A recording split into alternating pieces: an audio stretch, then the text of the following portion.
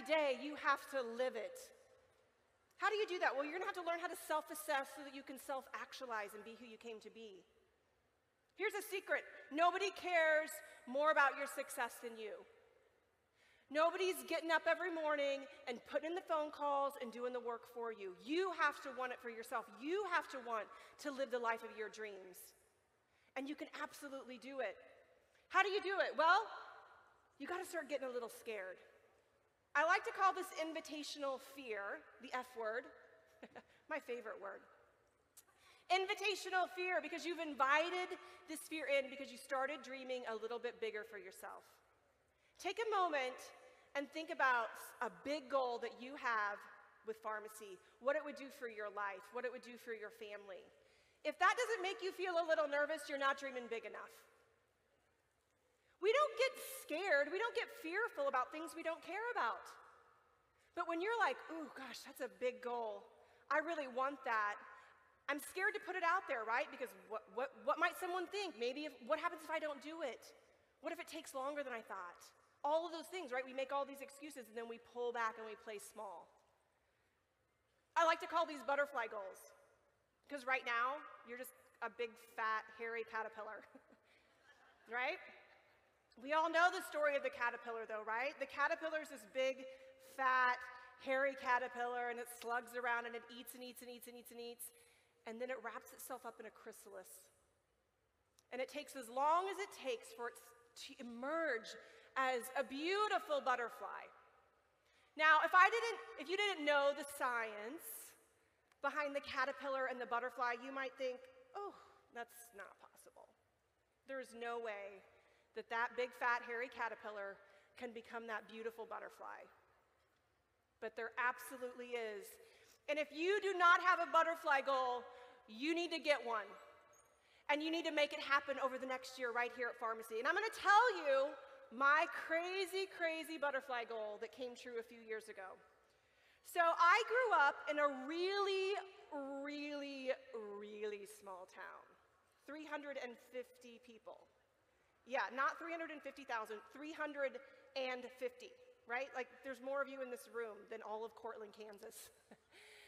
And I grew up in this town, and we grew up in the 80s.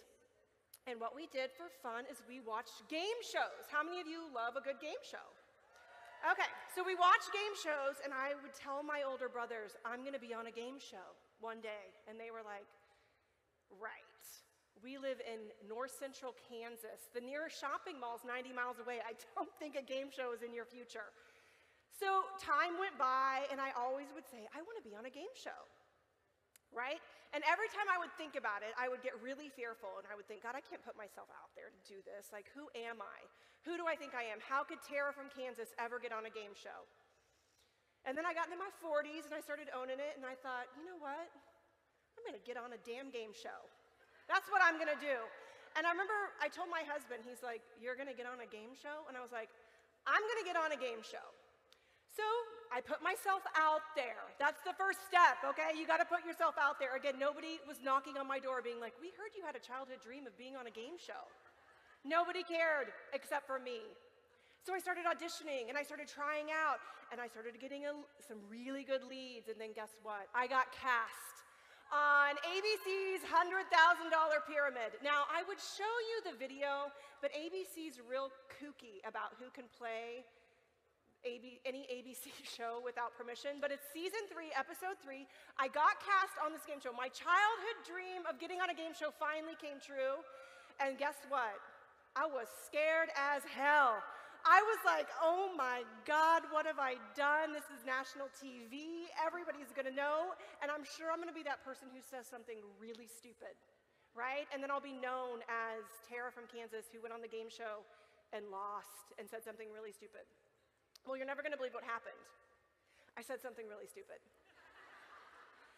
I got into the winner's circle, and Michael Strahan is there, and he, sets us all up, and I've got my teammates. This is Nicholas Gonzalez from The Good Doctor. He was my teammate, and he's giving me my questions, my names of, the people, and he says, he says, famous astronauts. And I looked at him very seriously, and I said, Lance Armstrong. And he starts going, a cyclist, a biker, like live strong, all these things are like, no. And the clock is ticking, and I was like, oh my God, I just gave a cyclist for an astronaut, and this is gonna cost me $50,000. And sure enough, the next clue comes up, things that are refreshing. And I said, ice cold lemonade. And he said, things that are refreshing. And I was like, yes. And I could not come up with astronauts. The next thing that came to mind was Buzz Lightyear instead of Buzz Aldrin. The time cancels out, and Michael Strahan comes over, and on national TV, he goes, did you think he was gonna ride his bike to the moon? I was like, oh God, it's happening. And I said, I lost all my astronauts. Now, when you're doing a game show, they don't stop the video ever, because it's a game, and they were sued in the 80s because someone was cheating the system. So now they keep the camera rolling, they give you like a little 5-minute break while they go to a commercial break. So they come over, and I am just mortified. I was like, oh my God, this is like my childhood dream come crashing down. I did everything, and I was scared out of my mind. But I was mentally fit enough. And I said, you know what? I had this conversation with myself. They cast you, Tara, because they like you. They cast you because they wanted you on the show. They cast you fully knowing you might say something stupid.